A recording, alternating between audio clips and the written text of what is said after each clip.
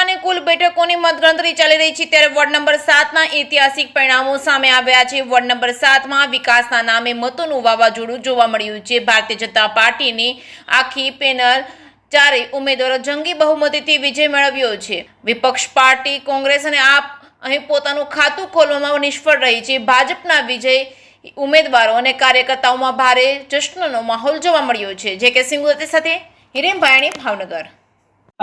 યતો ધર્મસ્તતો જયના સંકલ્પ સાથે તખ્તેશ્વર વોર્ડની અંદર ભારતીય જનતા પક્ષની સમગ્ર પેનલે પોતાનો ભગવો ધ્વજ લહેરાવી દીધો છે અને સાથે સાથે તખ્તેશ્વર વોર્ડની જનતા જનાર્દનનો અમે ચારેય ઉમેદવારો ખૂબ ખૂબ આભાર પ્રગટ કરીએ છીએ।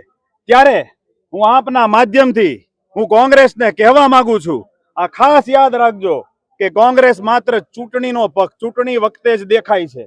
ચોમાસામાં જેમ દેડકા દેખાય તેવી જ રીતે કોંગ્રેસ પ્રત્યેક ચૂંટણીમાં દેખાય છે। જનતા જનાર્દનની વચ્ચે કોંગ્રેસનો અવકાશ કઈ જગ્યાએ રહેતો નથી અને આપ સૌના માધ્યમે કોંગ્રેસને એ પણ કહેવા માંગુ છું, ક્યું પડે હો ચક્કર में કોઈ નહીં હે ટક્કર में। કોંગ્રેસની હેસિયત ને કોંગ્રેસની સ્થિતિ કોંગ્રેસ હવે સમજી જવી જોઈએ। પ્રજાના આશીર્વાદ ભારતીય જનતા પાર્ટી સાથે છે અને રહેવાના, અને નિશ્ચિત ભારતીય જનતા પાર્ટીનો યશસ્વી ધ્વજ એ મહાનગરપાલિકા પર લહેરાઈ રહ્યો છે। ફરી હું પ્રત્યેક મતદારનો ચારે ઉમેદવાર વતી આભાર પ્રગટ કરું છું। ભારત માતા કી જય, વંદે માતરમ।